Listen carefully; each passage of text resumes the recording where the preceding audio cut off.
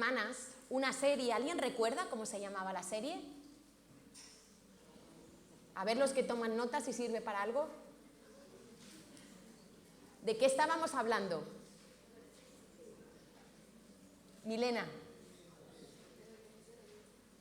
De todos los beneficios, de todo el bien de Cristo en mí. Entonces yo como Pablo no me canso de repetir lo mismo, decía Pablo, a mí no me es molesto repetir las mismas cosas, porque tienen que bajar a nuestro corazón. En la medida que tú eres expuesto a la palabra de Dios, se tienen que ir rompiendo filtros de mentira, filtros que traíamos adheridos a nuestro corazón por el pecado, y cada vez que tú eres expuesto a la palabra de Dios, tiene que suceder algo. Si no sucede algo, algo está pasando que no es normal.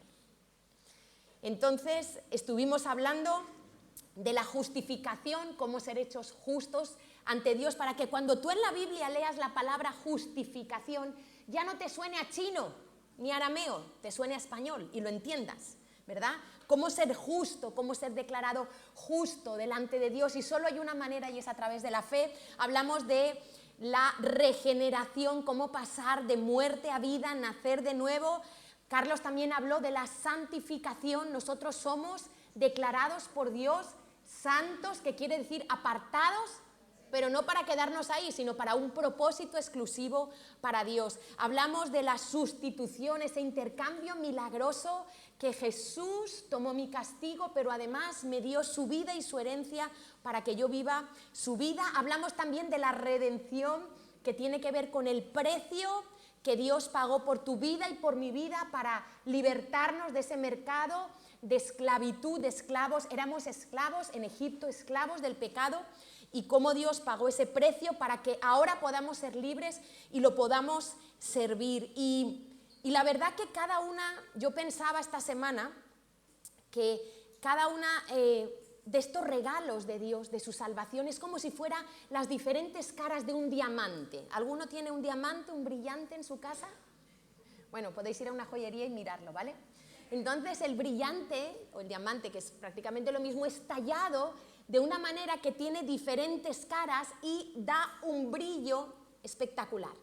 Y para mí la salvación es como ese diamante con esas diferentes caras, que todo me apunta a Jesucristo, porque la promesa de las promesas en toda la Biblia es Jesucristo, desde el Génesis hasta el Apocalipsis. Y hoy vamos a hablar de un atributo de Dios y de un beneficio que tenemos en Jesús, muy poco hablado. Es un atributo de Dios que casi no se habla, que cuando lo leemos en la Biblia lo pasamos así como con esa escucha selectiva que tenemos y con esa vista selectiva que tenemos. Y yo quiero hablar hoy de esa doctrina que nos falta de la cruz, de ese beneficio que se llama la propiciación. Alguno dirá, ¿qué es eso? Pues sí, propiciación. Y es un término difícil porque solo aparece en la Biblia, no hay ninguna referencia fuera de la Biblia, no es una palabra que tú puedas hacer una comparación con algo de la naturaleza, de la vida. La propiciación es un término bíblico que solo aparece en la Biblia. Y yo voy a tratar de explicarlo hoy para que cuando vosotros leáis la Biblia y leáis propiciación, ya entendáis y no suene a chino, sino suene a español, ¿verdad? Entonces, y es tan importante que tú y yo entendamos lo que tenemos en Cristo.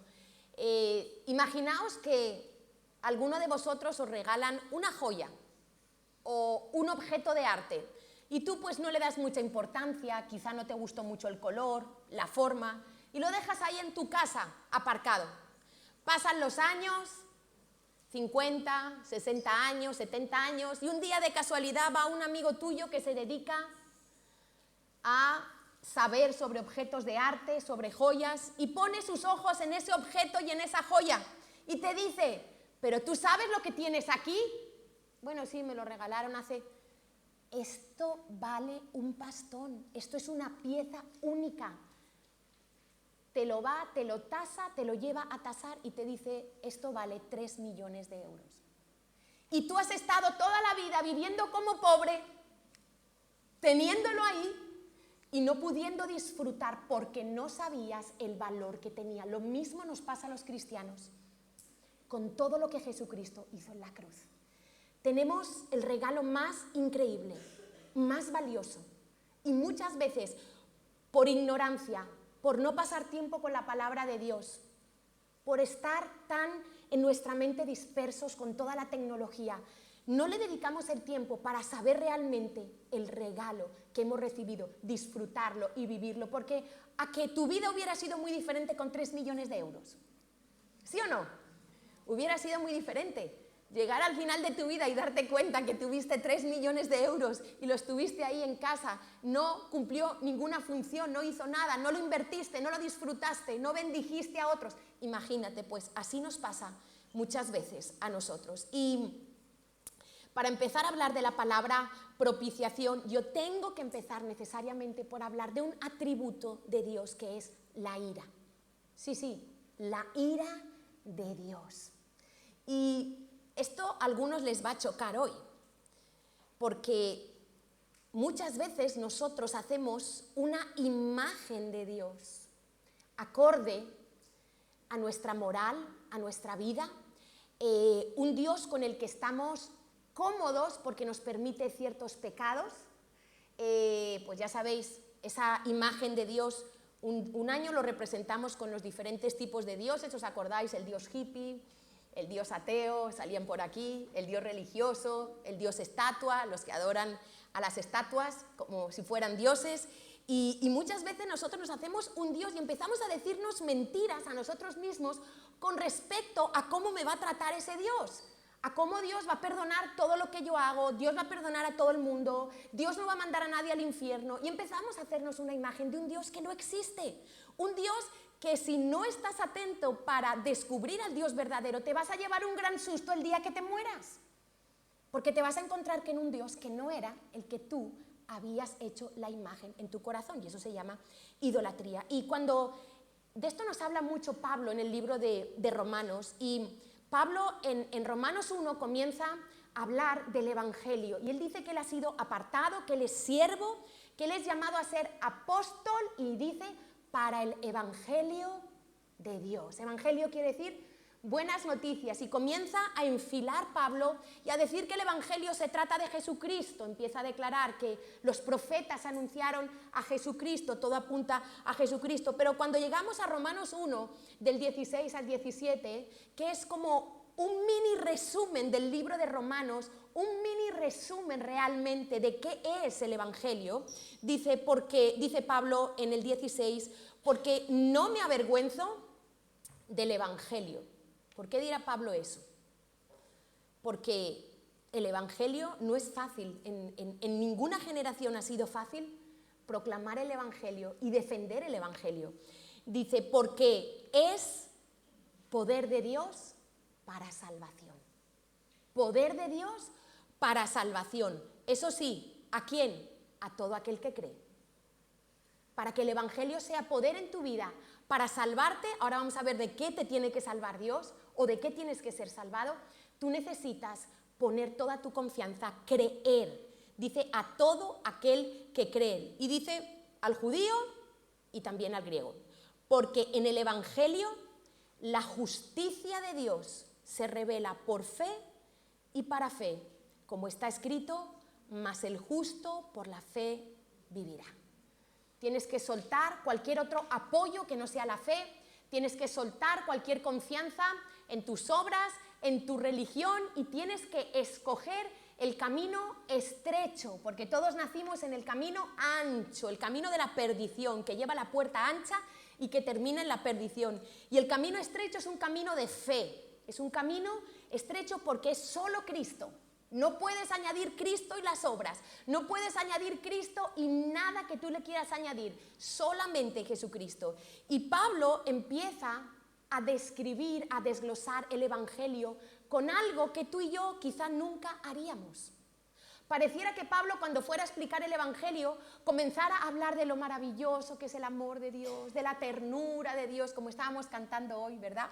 Pero fíjate cómo Pablo empieza en el versículo 18 a desglosar el Evangelio y comienza diciendo Pablo esta afirmación: Porque la ira de Dios, comienza Pablo a hablar de la ira de Dios, no del amor de Dios, de la ira de Dios. Se revela desde el cielo contra toda impiedad e injusticia de los hombres, que detienen con injusticia la verdad.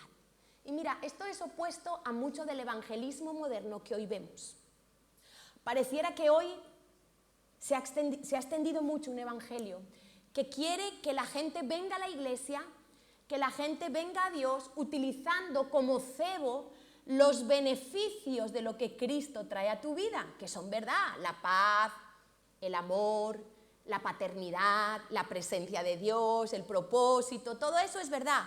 Pero la razón por la que una persona se acerque a Dios no puede ser esa, porque si no nos convertimos en mercaderes del evangelio. Y Pablo comienza hablando de la ira. Pablo está diciendo, necesitamos con esta afirmación provocar cierto temor en el corazón de la gente para que comience a tomarse en serio quién es Dios, para que empecemos a ver a Dios realmente como es.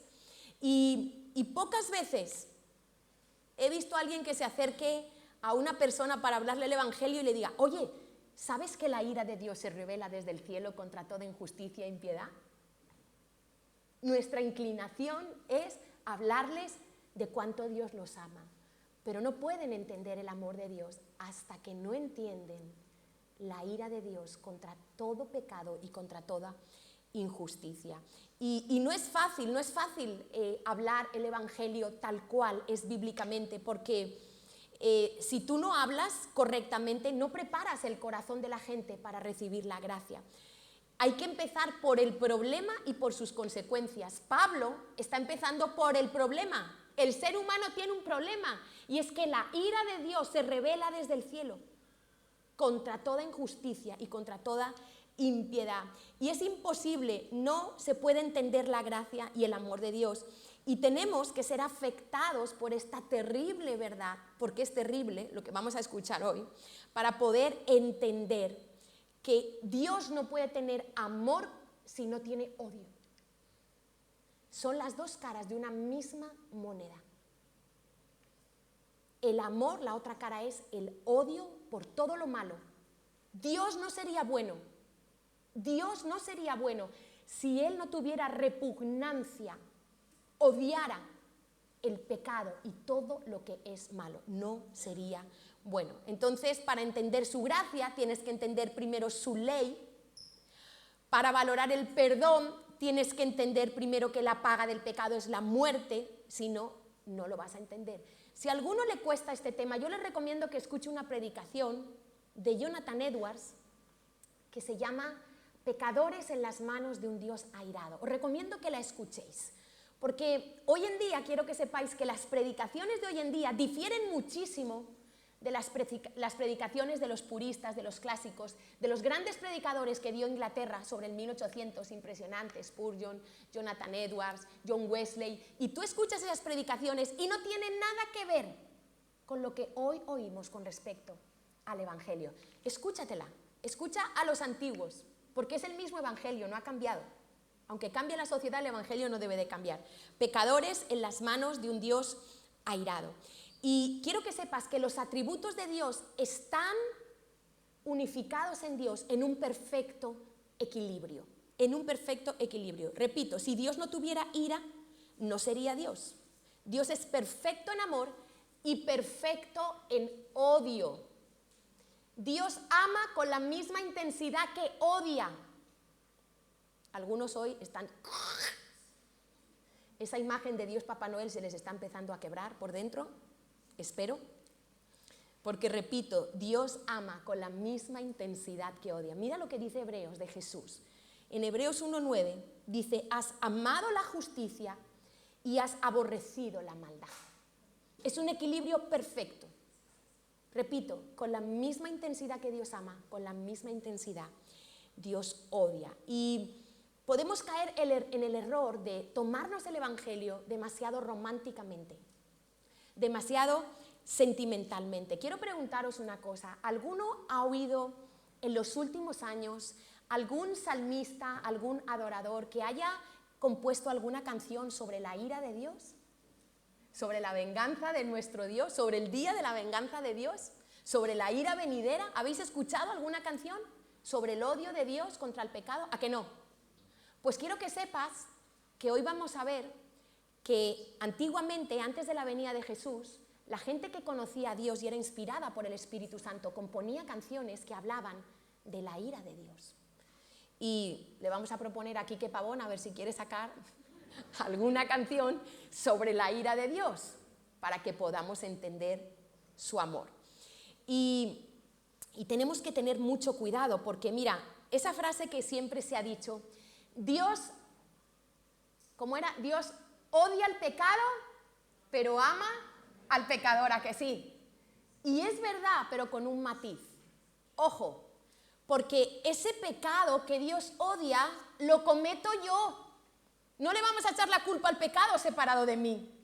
Ese pecado que Dios odia es cometido por mí. Y Dios odia el pecado, pero Dios también está airado. Vamos a leer un salmo después que dice que Dios está airado contra el impío todos los días.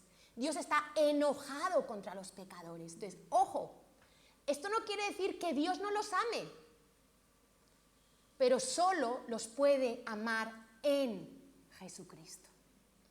Y ahora vamos a ver por qué. Entonces, eso de sí, Dios odia el pecado, pero ama al pecador. Cuidado, cuidado. ¿Cómo entiendes tú que Dios ama al pecador? ¿Que le va a pasar todo por alto? ¿Que no importa que haya sido un sinvergüenza toda su vida y en el último momento repita una oración? Ojo, que Dios está airado contra los pecadores, contra los malvados, contra los que lo rechazan, contra los que quieren vivir a su manera, contra los que se quieren justificar delante de Él a su manera. Efesios 2:3 nos dice que tú y yo éramos hijos de la ira. Tú sabes que todos nosotros nacimos con una barrera que nos separaba de Dios. ¿Tú sabes que tú y yo éramos hijos de la ira? Algunos todavía creen que los bebés son buenos. Yo siento deciros que no. Que los bebés, aunque no hayan cometido todavía ningún acto pecaminoso, aunque cometen muchos sin que los papás se den cuenta, como la manipulación, ¿vale? Pero cualquier niño que nace en el planeta Tierra, venga de la familia más perfecta, más real, más, no lo sé, de 40 generaciones de pastores, no lo sé, pero ese niño nace con una naturaleza pecaminosa, siendo hijo de la ira, ¿vale? Porque pecamos porque somos pecadores, no somos pecadores porque pecamos, ¿vale? La razón por la que pecamos es porque ya nacemos con esa naturaleza pecaminosa. Y Efesios nos dice que tú y yo éramos hijos de la ira. Es decir, a nosotros nos esperaba la ira de Dios. Y quiero leeros algunos de esos salmos que compusieron estos hombres inspirados por el Espíritu Santo sobre Dios. Salmo, por ejemplo, 2 del 1 al 5. Voy a nombrar 5 versículos de los salmos. Hay muchos más, ¿vale? Por ejemplo, dice, ¿por qué se amotinan? Salmos 2 del 1 al 5. Las gentes y los pueblos piensan cosas vanas. Se levantarán los reyes de la tierra y príncipes consultarán, unidos contra Yahweh y contra su ungido, diciendo, rompamos sus ligaduras y echemos de nosotros sus cuerdas. Desliguémonos de Dios, despreciemos a Dios, no necesitamos a Dios para nada, no necesitamos a ese Cristo. Dice, el que mora en los cielos se reirá, el Señor se burlará de ellos, luego hablará a ellos en su furor y los turbará con su ira. Estamos hablando del Dios de amor, ¿eh? Los turbará con su ira. Está hablando de sus enemigos. Salmo 76 del 6 al 8. Aquí está hablando contra Egipto, los enemigos de Israel. A tu reprensión, oh Dios de Jacob, el carro y el caballo fueron entorpecidos. Tú, temible eres tú. ¿Y quién podrá estar en pie delante de ti cuando se encienda tu ira? Desde los cielos hiciste oír juicio. Desde arriba se revela la ira de Dios, hemos leído en Romanos. Dice, la tierra tuvo temor y quedó suspensa. Salmo 78, 49 al 51, también contra los egipcios. El día de la Pascua envió sobre ellos el ardor de su ira. Mira el ardor de su ira, ¿cómo es? 2 puntos. Enojo, indignación y angustia. Esto viniendo de Dios. Un ejército de ángeles destructores. Dispuso camino a su furor, no eximió la vida de ellos de la muerte, sino que entregó su vida a la mortandad, hizo morir a todo primogénito en Egipto, las primicias de su fuerza en las tiendas de Cam.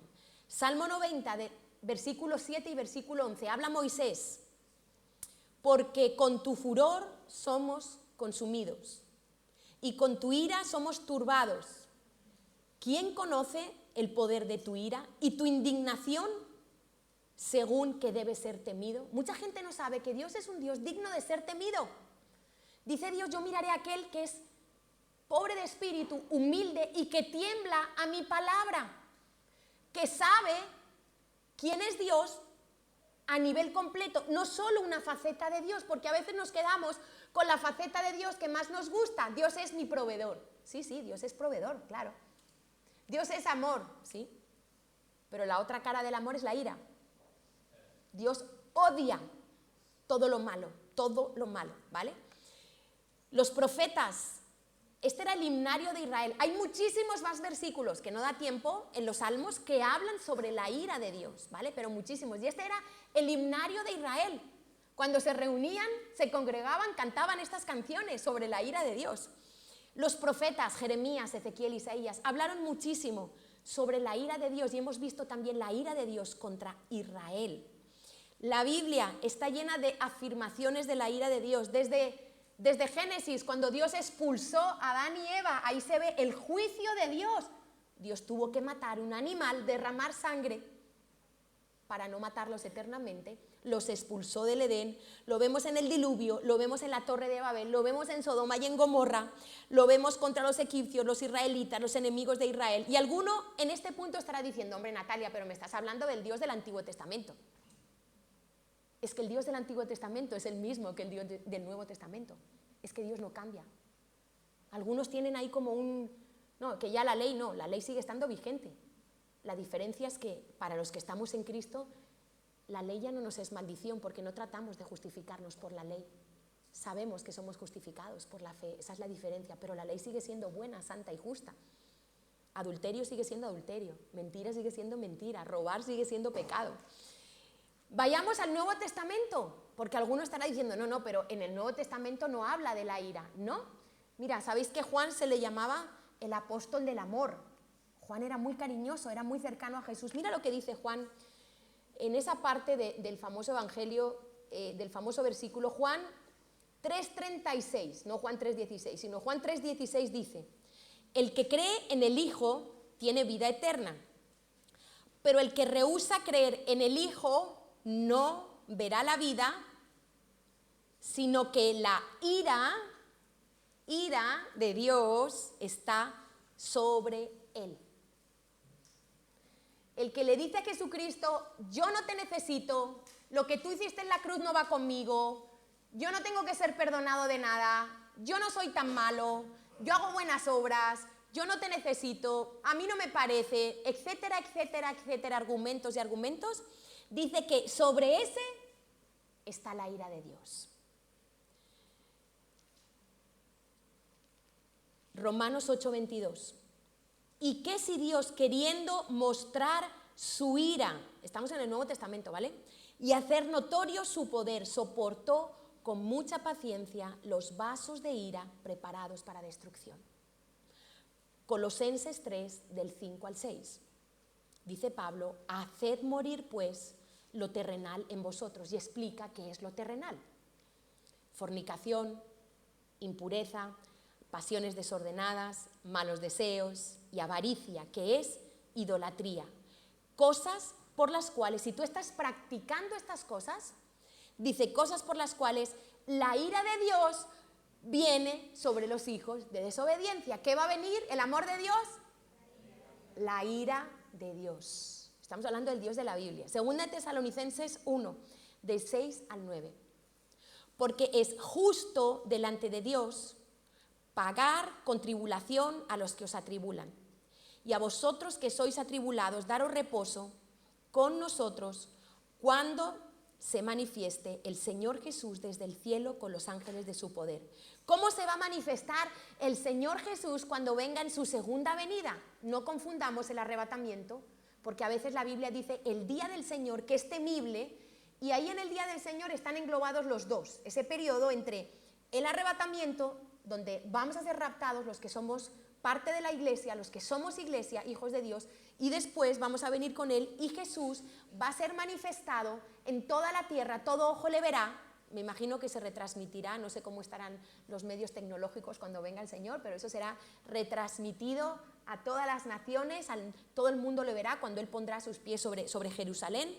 Pero dice que Él, cuando venga en su segunda venida, se va a manifestar en llama de fuego para dar retribución a los que no conocieron a Dios ni obedecen el Evangelio de nuestro Señor Jesucristo, los cuales sufrirán la ira de Dios por la eternidad.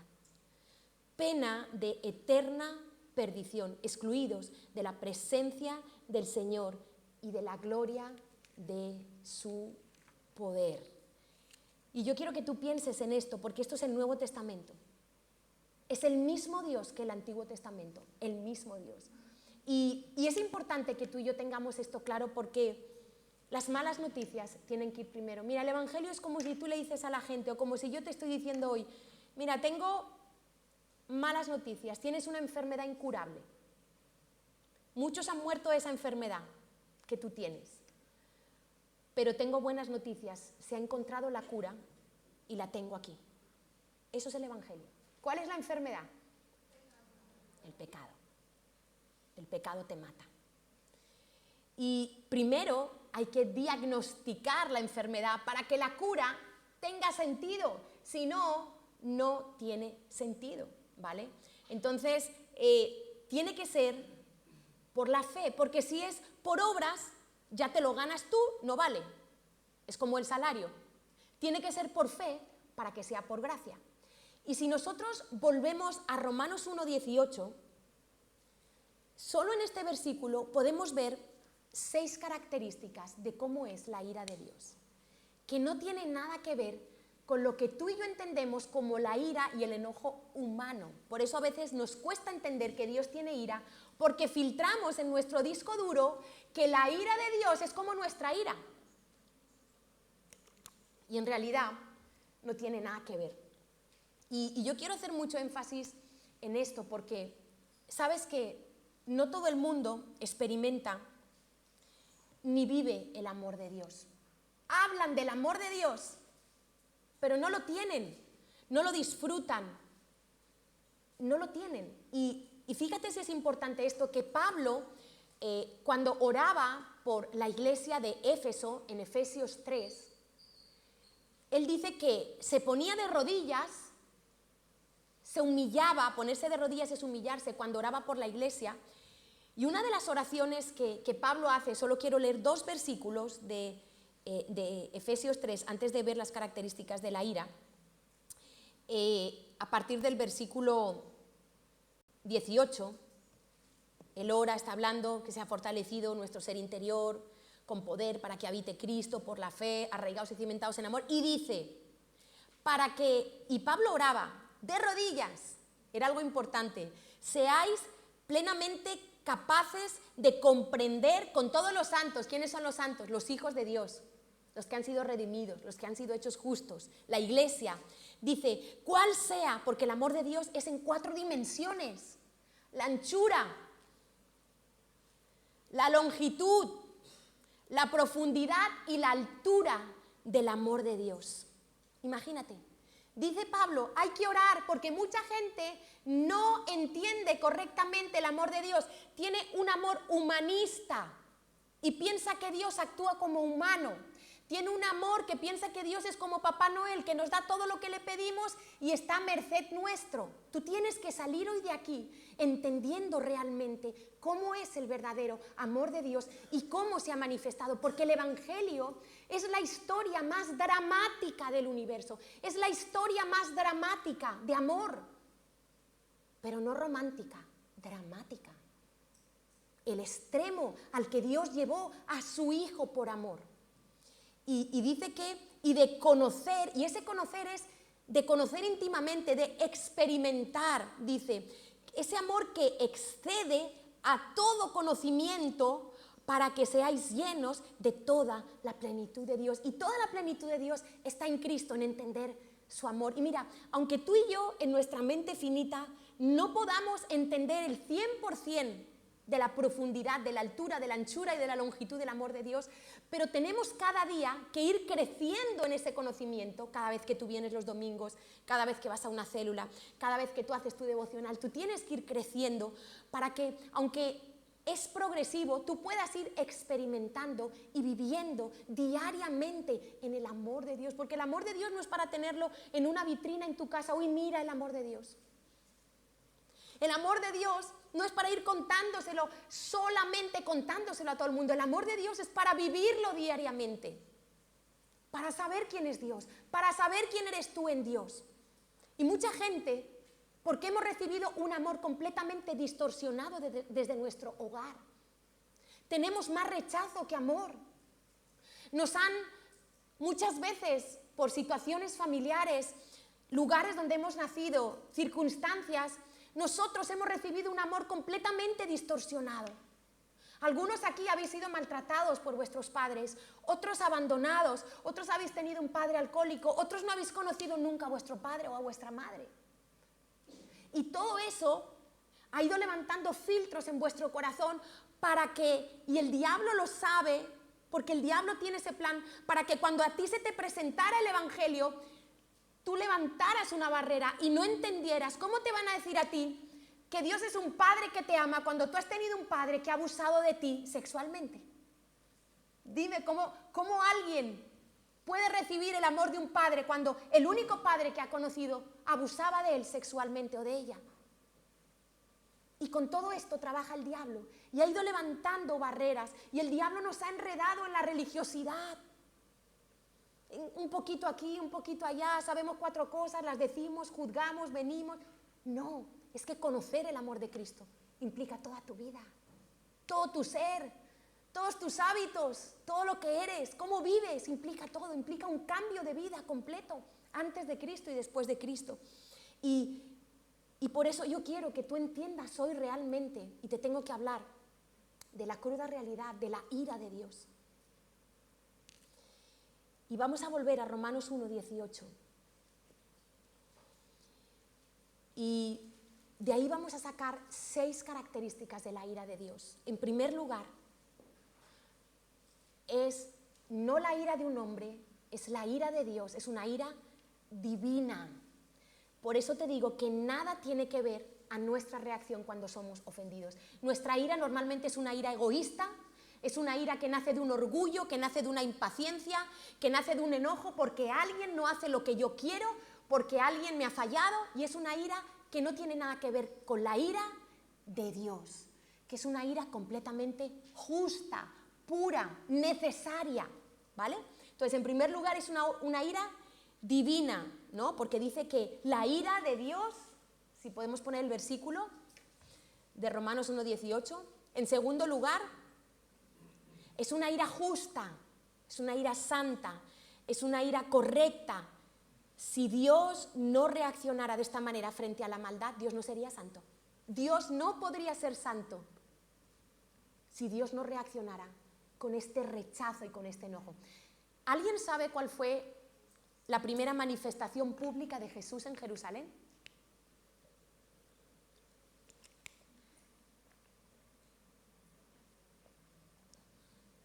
Cuando llegó al templo, cogió cuerdas de látigos, empezó a tirar las mesas, las sillas, echó fuera a todos los que vendían palomas, animales, y con ira, lo hizo con ira. Esa fue. Jesús no estaba buscando, como hoy en día buscamos en las redes, la aceptación y la aprobación de la gente. Jesús no estaba buscando tener una buena reputación entre el pueblo de Israel para que le escuchara. Jesús no estaba buscando que empezaran a hablar bien de él. ¡Ay, qué amoroso este Jesús! qué tierno! No, la primera, ¿y este quién es? ¿De dónde ha salido? Y empieza a decir, la casa de mi padre tiene que ser casa de oración y la habéis convertido en cueva de ladrones. ¿Qué estáis haciendo? Ira, tiró todo. Ojo, por si a alguno le genera confusión, porque yo sé que el espíritu religioso nos puede llevar a confundir. Ahora, el templo, como en ese momento estaba en Jerusalén, no tiene nada que ver con el templo donde nos reunimos nosotros. El templo donde se hacían los sacrificios ahora no tiene lugar. ¿Por qué? Porque Jesús fue nuestra Pascua, fue nuestro sacrificio. ¿Y quién es el templo ahora? Nosotros. Lo digo porque, por si alguno piensa que quedarnos a comer en la casa de Dios, tener una cafetería, el lugar, simplemente el local donde nos reunimos, vender arepas, tortilla de patata, hacer un menú el domingo, por si alguno piensa que podemos estar nosotros aquí haciendo la casa de Dios de mercaderes o algo así, quiero deciros que la primera iglesia, porque un mal entendimiento de las Escrituras nos puede llevar a una mala interpretación, que nos puede llevar terminando a problemas serios. Entonces, ojo, la primera iglesia, que no le daban importancia a dónde se reunían porque no lo tiene, este lugar no tiene nada de especial si no es porque están los santos, tú y yo. La primera iglesia se reunía fuera, dice que llegaron a un sitio y se reunían unas mujeres a orar, allí que llegó Pablo, allí se reunían. Fuera del pórtico de Salomón, se reunían en el templo, se reunían en las casas, eso no era importante. Porque desde Jesucristo nosotros somos el templo. Y lo que tiene que ser limpiado, no tenemos que sacar la cafetería de la iglesia para limpiar la iglesia. No tenemos que sacar la cocina y que no se vendan menús, no vamos a hacer aquí. No, lo que tienes que ser limpiado es tu vida por dentro. Tú tienes que sacar de dentro, tienes que decirle, Jesús, saca también de mí como sacaste del templo la codicia, la avaricia, la envidia, la fornicación, la lujuria, todas esas cositas que no se ven, ¿verdad? Nos preocupamos tanto por lo externo. ¿Y qué pasa con lo interno? Como nadie lo ve, Dios lo ve todo. Entonces, cuidado, porque la primera iglesia disfrutaba de comer juntos, iban a las casas unos de otros, lo pasaban bien, se reían. Ver la serie de Chosen, para que os ayude a ver cómo era en realidad la vida tan sencilla, ¿no? de esos primeros discípulos, y comer juntos es de Dios, y estar juntos. Aquí no venimos a hacer negocios. Como comprenderéis, en la cafetería no se hace negocio, ni en el menú se hace negocio. Es un servicio para la iglesia. Es para que podáis disfrutar, para que podáis descansar, para que con un menú económico podáis estar aquí la familia. Yo valoro mucho no tener que cocinar el domingo. Es el único día de la semana que no cocino. Como es el día de reposo, claro, es el día de reposo. Y yo valoro mucho que el domingo yo me siento, me sirven, me traen la comida. Yo cada domingo le doy gracias a Dios, porque eso me permite a mí disfrutar de una manera. Si yo tuviera que estar trayendo los tuppers, la comida, cuando los niños eran pequeños tocaba así, porque todavía no teníamos un local que permitiera cocinar allí, que permitiera, y tocaba llevar los tuppers el domingo, la comida de uno, los espaguetis, se te salía el espagueti, se te manchaba la ropa. Hemos pasado por todas las etapas. Y agradecemos poder tener ese compañerismo y esas relaciones que son tan importantes en la iglesia. Por eso, ninguno le genere conflicto. No sé si a alguno le puede generar conflicto que aquí se vendan menús, no estamos haciendo negocio, no. La casa de Dios es un lugar donde oramos, tiene que ser principalmente para orar, para predicar la palabra de Dios, donde se ensayan eventos evangelísticos, donde somos guardería, multifunción. Lo importante es que tú eres el templo y tú tienes que estar limpio, ¿vale? Entonces, vuelvo al tema, la ira justa de Dios. Y así se manifestó Jesús en su primera manifestación, en Jerusalén, una ira buena, una ira justa, una ira necesaria. Y dice que él dijo, porque el celo de Dios me consume. El celo por Dios me consume. Tercera característica, es una ira constante. No es una ira según Dios está de buen humor o mal humor, como nosotros, ¿no? Que un día llega el niño al colegio, nosotros estamos de mal humor y el niño deja la mochila en el salón. ¿Por qué dejas la mochila en el salón? Y la has estado dejando 4 días y no le has dicho nada porque estabas de buen humor, porque te habían subido el sueldo ese día, porque había salido antes de trabajar, no lo sé, ¿vale? No lo sé. Pero ese día estás de mal humor y le metes y el niño se queda descuadrado. No.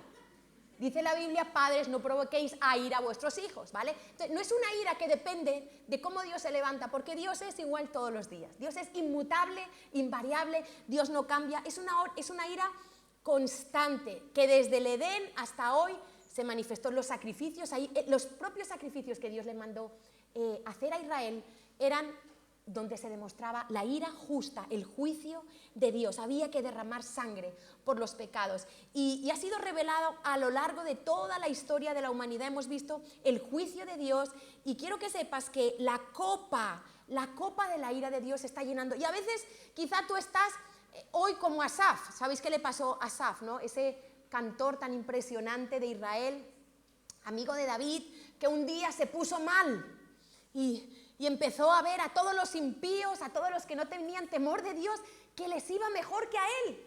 Y él empezó a decir, pero ¿cómo puede ser, Señor, yo que madrugo? Creo que era el Salmo 73, si no me equivoco, o el 76, si alguien me lo puede confirmar, o el 72, 73, el 73. Y empezó, en vano madrugo, en vano vengo a servirte al templo, Señor, en vano ayuno, en vano cuido mis ojos de mirar las mujeres. Empieza así y dice, se puso mal y dice que su corazón le empezó a dar punzadas. ¿Sabes que cuando empezamos a sufrir de envidia tenemos pinchazos en el corazón? Si alguno tiene pinchazos en el corazón, a lo mejor está descubriendo que es la envidia. Y entonces dice que tuvo, no, lo dice la Biblia, no lo digo yo, tuvo punzadas, lo leéis en casa, el Salmo 73, punzadas en su corazón, se puso, pero remán se puso. Y yo, aquí todo lo que hago, mira, estos sinvergüenzas y lo bien que les va. Pero dice que hasta que entrando en el santuario de Dios, hasta que se puso a orar, a hablar con Dios y entró a la presencia de Dios, dice, comprendí el fin de ellos. Y a veces parece que no pasa nada, pero no es que Dios no tiene ira, es que Dios por su paciencia está conteniendo la ira. Y en Apocalipsis 16 nos habla de las copas de la ira de Dios que van a ser derramadas sobre la tierra. Y la copa de Dios se está llenando. Dios apenas ha dejado caer unas gotitas de su ira en la historia de la humanidad. Apenas hemos visto unas gotitas de la ira de Dios. La copa de la ira, esa copa que bebió Jesús en Getsemaní, que no quería porque sabía que era una copa de ira. No era una copa de vino, de coñac, era una copa de ira. Esa copa se está llenando. Y no creas que cuando tú ves a alguien impío, pero impío, malo, y pareciera que le va bien, tranquilo, que a veces en un día sucede todo. Y dice, cuando más tiempo pasa, más temor me da a mí. ¿Sabes por qué? Porque pienso que la copa de la ira se está llenando más, pienso que la espada de Dios se está afilando más, pienso que el arco de Dios se está intensando más. Cuando tú leas en los Salmos el arco de bronce de Dios, ese arco es un arco de juicio, son flechas de juicio. Cuando leas el arco de bronce, que a veces leemos las cosas y no sabemos lo que significa. Entonces yo digo, cuanto más tiempo pasa, más Dios está intensando, y cuanto más Dios más fuerte va a ser la flecha, cómo se va a disparar. Entonces hay un orden moral en el universo que no lo podemos negar, ni los ateos lo pueden negar. ¿Por qué? Porque cuando tú violas, igual que cuando violas las leyes físicas, aunque alguien no crea en la ley de la gravedad, ¿verdad?, se va a tirar de un 10º piso y se va a matar, ¿sí o no? Aunque no crea mucho en la ley de la gravedad, ¿vale? Si crees lo incorrecto no funciona, solo funciona cuando crees lo correcto, que es la verdad de Dios. Entonces hay un orden moral. ¿Por qué digo esto? Porque funciona para todos, los que lo creen y los que no lo creen. La ley de la gravedad funciona para los que creen en la ley y para los que no creen. Y cuando tú violas el orden moral que Dios ha establecido, hay consecuencias para todos, creyentes y no creyentes, hay consecuencias. Entonces hay un orden moral porque Dios ha diseñado el universo con un orden moral del cual tú y yo no somos ajenos. Pero además, no solo hay un orden moral, sino que Dios se involucra con sus leyes, con lo que Él ha dicho. Y aquí es donde quiero que leamos el Salmo 7:11. Dice, Dios es juez justo y está airado contra el impío todos los días. Es decir, Dios no es pasivo, no es indiferente. Dios se da cuenta de todo. A Dios nadie se la cuela. Nadie. Dice que Dios está airado. Dios tiene ira. Dios tiene enojo. Dios se involucra con su creación. No es indiferente. Dice, contra el impío todos los días. Hay otro versículo que habla de las entrañas de Dios, que Dios se duele por su pueblo. Es que Dios también tiene sentimientos como tú y como yo. La diferencia es que Dios no se deja gobernar por ningún sentimiento malo, porque todos son buenos los que tiene, todos son correctos, todos son justos. Entonces, la ira de Dios es constante y la vemos en el orden moral, la vemos en que Dios está airado contra el impío todos los días, es constante, no es un día sí y otro no, no es según el estado de ánimo, todos los días. Cuarta característica, la ira de Dios es contra el pecado. Y apunta de manera muy cuidadosa a la impiedad.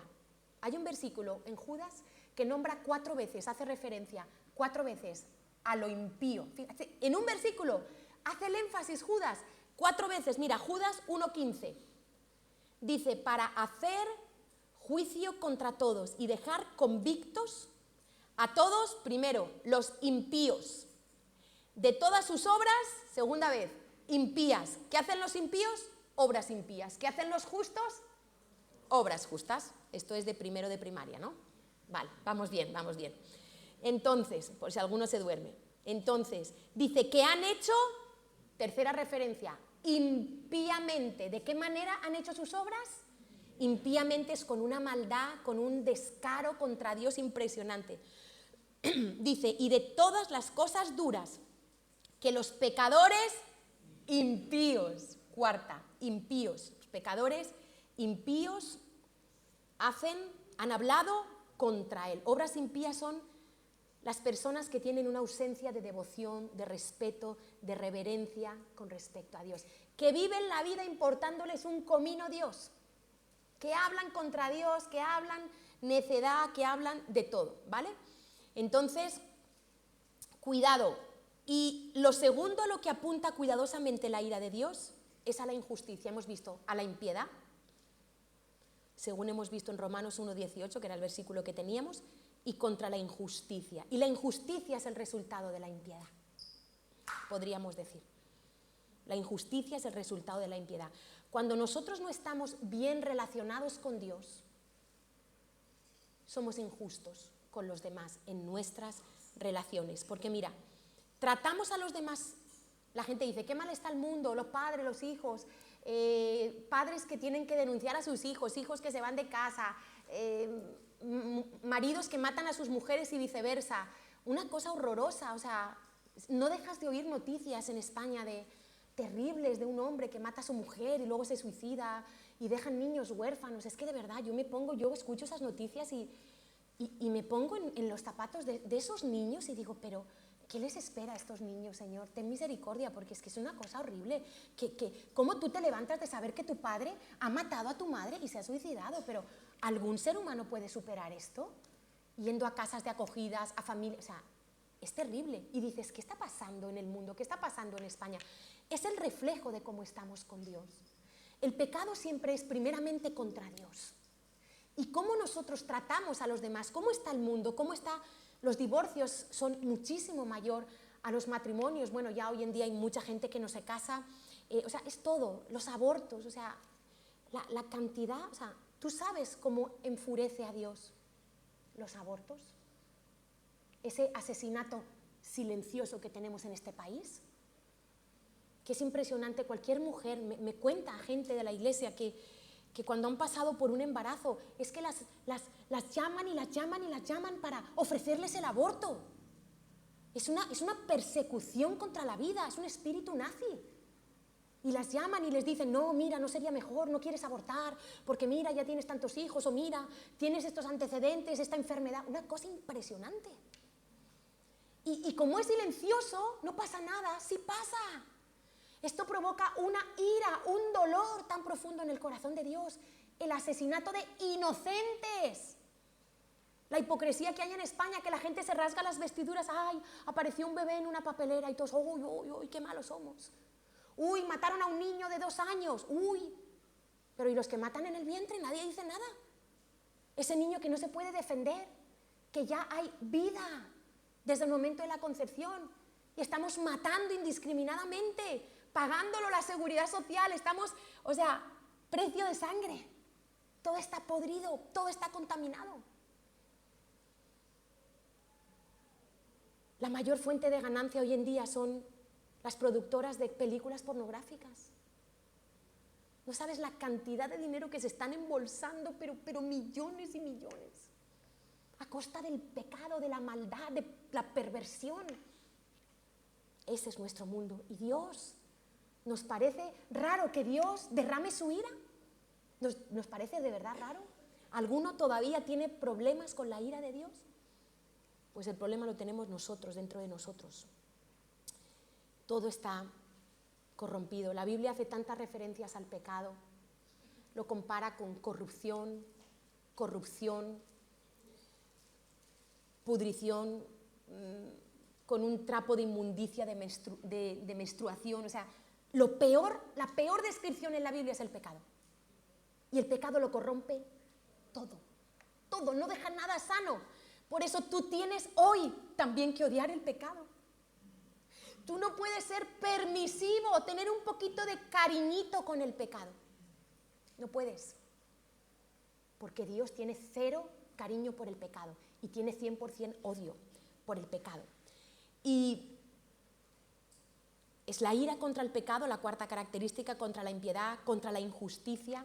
5ª característica, es una ira contra todos. ¿Por qué contra todos?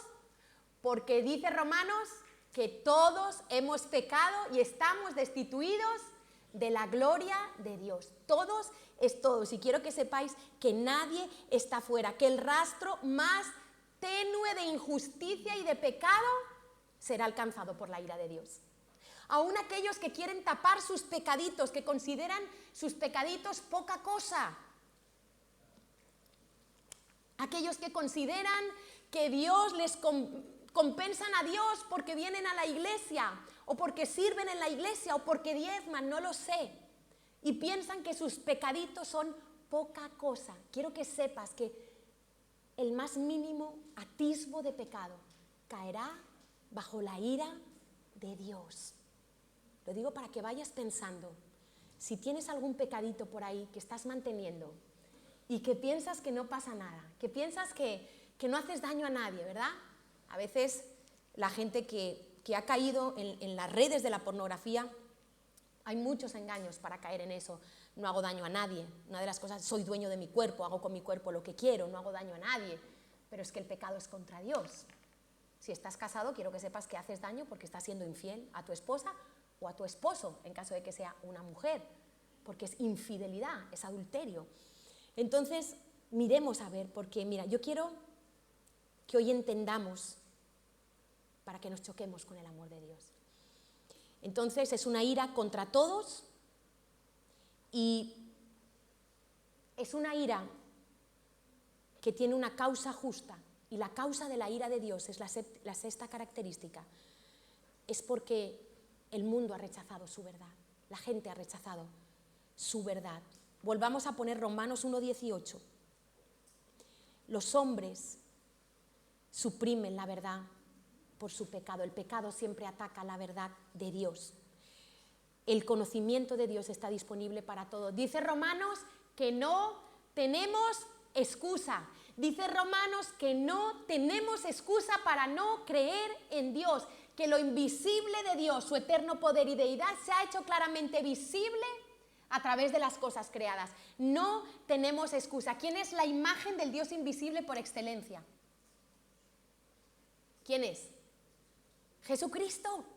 Él es la imagen del Dios invisible. Él es Dios hecho hombre. No hay excusa para no creer en Dios. El problema es que los hombres aman las tinieblas más que la luz. El problema es que los ateos, que la Biblia los llama necios, dicen no hay Dios. Y dicen no hay Dios porque no les interesa que haya Dios. Porque si hay Dios, están en un serio problema con su estilo de vida. Por eso quieren negar a Dios y buscar argumentos de la ciencia, de la filosofía, que no hay manera de encajar, que se caen por su propio peso. Y aunque tú a un ateo le des argumentos que se queden quede con la boca cerrada, va a seguir diciendo no hay Dios porque no quiere que haya Dios, porque no quiere oír la verdad, porque no quiere enfrentar que un día se va a presentar ante un juicio y que va a rendir cuentas por toda su vida. Esa es la razón del ateísmo, no hay otra. No es porque es difícil creer en Dios, no es porque no hay evidencias, las hay. Y los ateos necesitan fe para creer en todo lo que creen. Los que creen en la teoría de la evolución necesitan fe, porque nunca se ha demostrado la teoría de la evolución, porque para que sea demostrable científicamente tiene que ser observable, tiene que ser repetible, tiene que ser empíricamente, y no han podido, porque eso sucedió, según ellos, millones de años, y nadie ha visto con sus propios ojos el paso de una especie a otra, por lo tanto no es científico, por lo tanto es una teoría que se cae por su propio peso, la teoría de la evolución. Y el que cree en la teoría de la evolución necesita fe, lo mismo que tú necesitas fe para creer en todo lo que Dios dice, pero es lo mismo. Entonces, yo quiero hacerte una ilustración, si me ponéis la imagen, mira, para que tú entiendas cómo es la ira de Dios. La ira de Dios es como mucha agua, ¿vale? Pero que está contenida por un dique.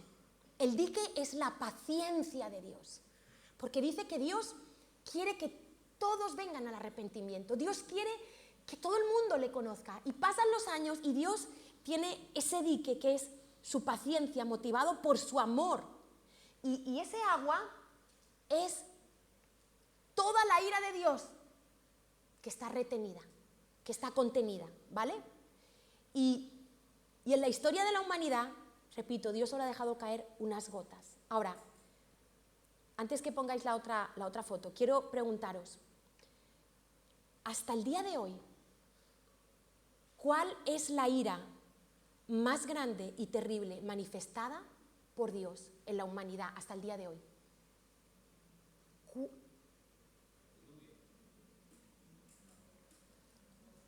¿Quién lo sabe?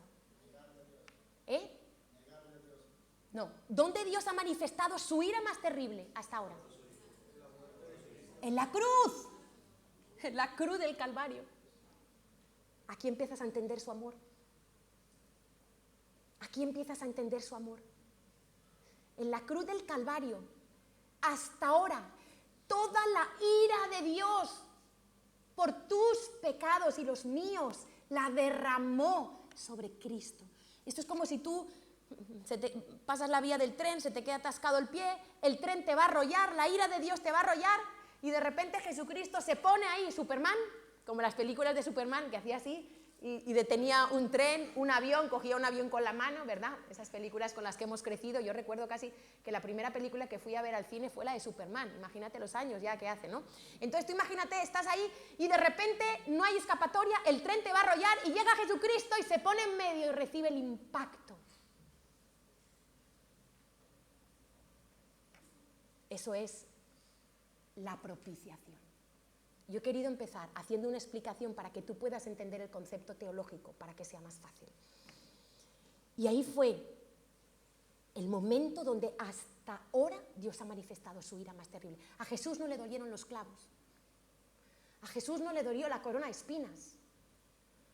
A Jesús lo que más le dolió es que siendo Él justo y santo, no habiendo conocido pecado por ti y por mí, se hizo pecado para recibir, para satisfacer la justa ira y justicia de Dios en Él, para que Dios ahora aparte el ardor de su ira de sobre ti y nunca más la ira de Dios esté sobre ti. Esto es la propiciación. En la cruz Dios derramó su furia contra su único Hijo amado. Dios demostró el odio por el pecado. El dique de la presa se rompió en el Calvario. Se rompió. Y la ira de Dios fue derramada por todos los pecados de la humanidad, por los más atroces. ¿Tú sabes que Jesucristo en ese momento se hizo pecado? Se hizo mentira, odio, violación, orgullo, arrogancia, envidia, lujuria, lascivia, todo eso Él lo cargó sobre Él. ¿Y sabes lo que le dolió? Que perdió, se separó por primera vez del Padre. Eso fue terrible, eso fue lo terrible. Por eso dijo, Padre, ¿por qué me has abandonado? Eso fue terrible para Jesús. Eso no fueron los clavitos. Nosotros es que somos muy románticos. Fue toda la furia de la ira. Qué dolor tan grande tuvo que experimentar Jesucristo. Emocional, físico, espiritual, a todos los niveles. Ningún ser humano lo podría soportar.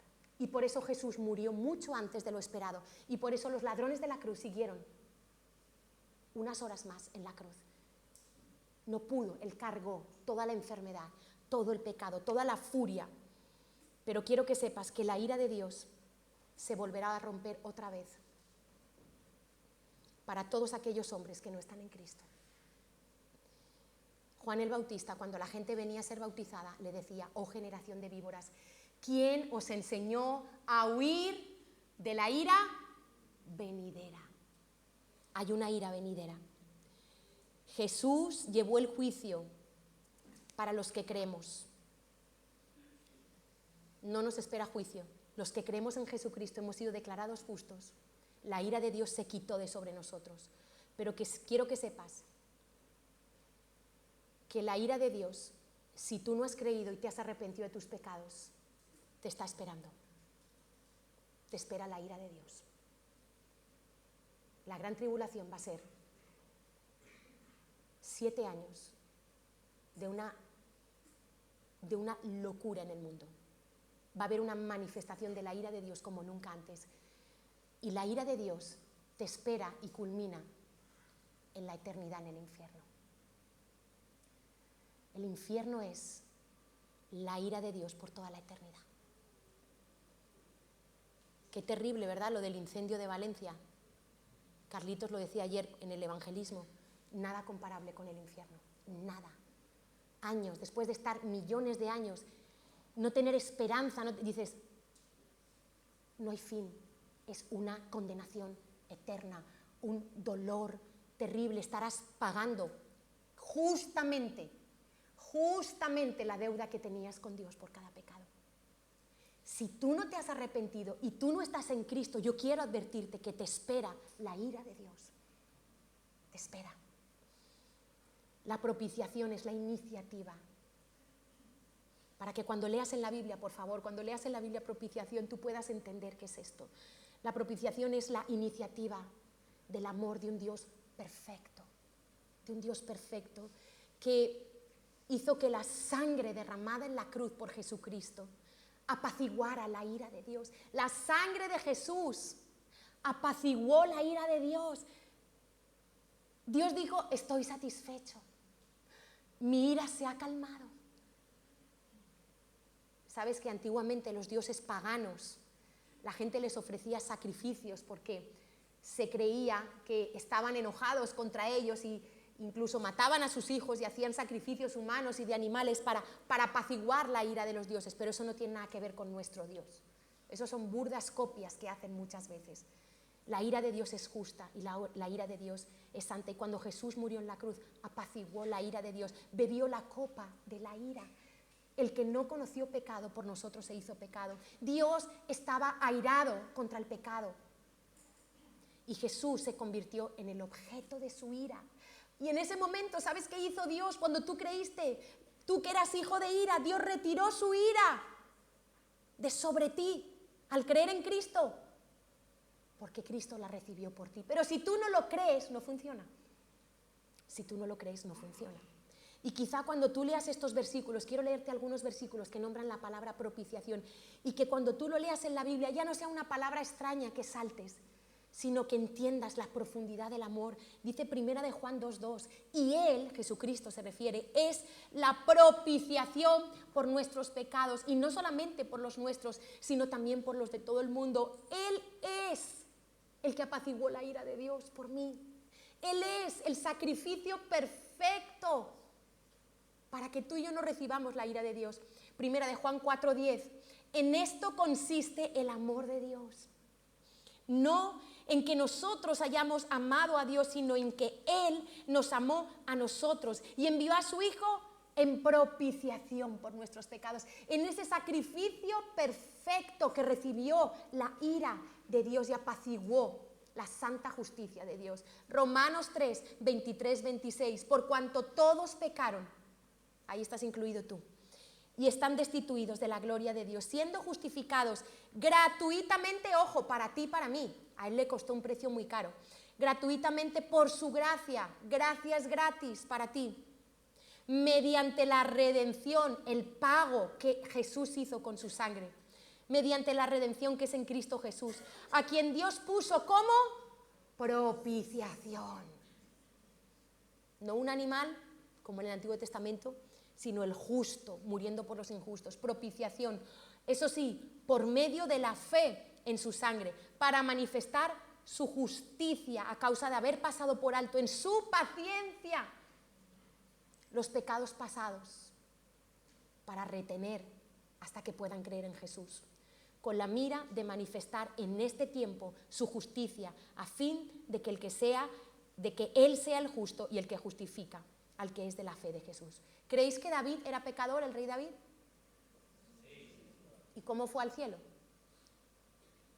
Si Jesús no había muerto. Abraham, Moisés, ¿están en el cielo o en el infierno? Porque ellos creyeron hasta donde se les había revelado en ese tiempo. Los profetas en el Antiguo Testamento hablaban del Cordero perfecto que iba a quitar el pecado. Y ellos fueron fieles en creer hasta donde Dios había revelado en ese tiempo. ¿Sabes que muchos de los profetas anhelarían ver lo que nosotros vemos? El tiempo de gracia que estamos viviendo nosotros, después de la venida, de la muerte y la resurrección de Jesucristo.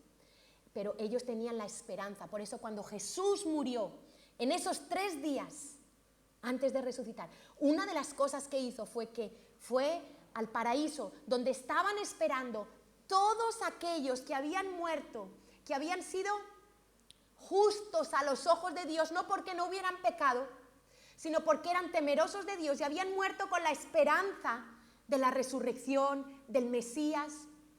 Todos esos estaban allí. Y Jesús fue y les predicó, porque tiene que ser hecho justo para todos, tiene que ser todos igual.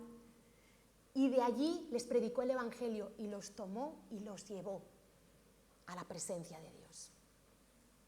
Los que están en el lugar de tormento están esperando para el juicio y el final, que es el lago de fuego y azufre por la eternidad.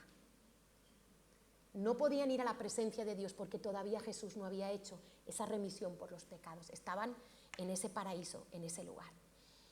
Romanos 5:9, pues mucho más, estando ya justificados en su sangre, por él seremos salvos. ¿De qué tienes que ser salvo? De la ira de Dios. Dios odia el pecado y está enojado contra el impío. Lo ama en Jesucristo, pero está enojado. Y hasta que el impío no se vuelve a Dios, Dios no quita su enojo. Dios no quita su ira, solo en Jesucristo. ¿No vale con Buda? No. ¿No vale con Alá? No. ¿No vale añadiendo obras a la cruz? No vale. Te irás igualmente al infierno. Hay gente que cree en Jesucristo y va a terminar en el infierno. ¿Sabéis por qué? Porque cree que tiene que hacer obras. No vale. Es Cristo y solo Cristo. Primera de Tesalonicenses 1:10. Y esperar de los cielos a su Hijo, al cual resucitó de los muertos, a Jesús, quien nos libra de la ira venidera. Y solo quiero terminar con 2 preguntas. Porque este mensaje tiene que tener una aplicación directa para tu vida. O con 2 conclusiones. Para mí, el haber entendido esto, en primer lugar, supone una profunda gratitud en mi corazón hacia Dios. Yo no puedo vivir cualquier tipo de vida. Tú, si has entendido esto, si has recibido esa propiciación, tu estilo de vida no puede ser cualquier estilo de vida. Tú no puedes ser un cristiano de pacotilla. Tú no puedes ser un cristiano que mantiene pecaditos pequeños y no se arrepiente. Yo no digo que no estés luchando con algo, todos luchamos, cosas de nuestro carácter, de nuestras iniquidades, estamos luchando, estamos humillándonos, estamos creyéndole al Señor, pero yo estoy hablando del que ya está conformado y cree que no pasa nada. No. Ojo.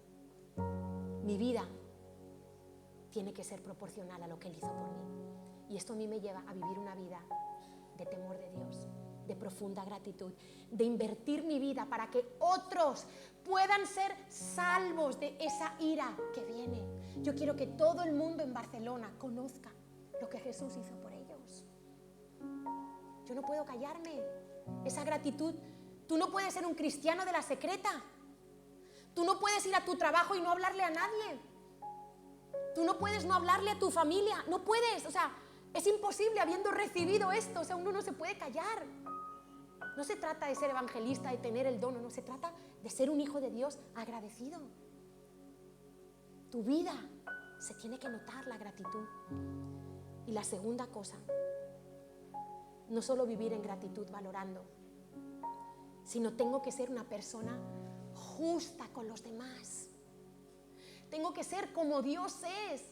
Yo no puedo ser pasivo, yo no puedo ser indiferente frente a lo que está pasando en mi ciudad.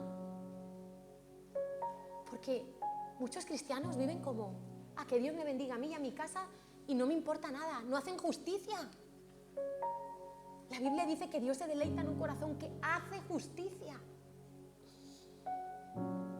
¿Me enojo contra la maldad? ¿Me enojo yo? ¿Tengo ira santa contra las injusticias? Lo que os contaba antes, los abortos, la corrupción, la pobreza. La pobreza es fruto de la injusticia del ser humano, no tiene Dios nada que ver. ¿Tú te enojas, haces algo o simplemente eres pasivo, indiferente? Mira, Lot dice que vivía abrumado. Vivía ahí en medio de Sodoma y Gomorra. Y dice que Lot vivía abrumado por la nefanda conducta de los impíos. Y dice que afligía su alma justa cada día. Lot oraba, clamaba a Dios, se humillaba. No, Job, él se levantaba, veía ahí toda la inmundicia. Él no era indiferente. ¿Eres tú indiferente? ¿Quitas tus ojos de la inmoralidad? Porque quiero que sepáis que la inmoralidad está por todas partes. Te sientas a esperar el autobús y hay un cartel, ropa intimísima, no voy a hacer publicidad, pero bueno, cantidad de marcas de ropa que coges el móvil, cualquier cosa. ¿Quitas tus ojos de lo injusto o lo permites un poquito? Dice que yo tengo que parecerme a Dios, yo tengo que odiar el pecado. Y no solo odiarlo, tengo que hacer algo porque Dios hizo algo. Dios hizo algo con su odio por el pecado. No simplemente se quejó de la humanidad, que esta humanidad, ¿qué voy a hacer con ella? La voy a destruir a toda. Él tomó la iniciativa.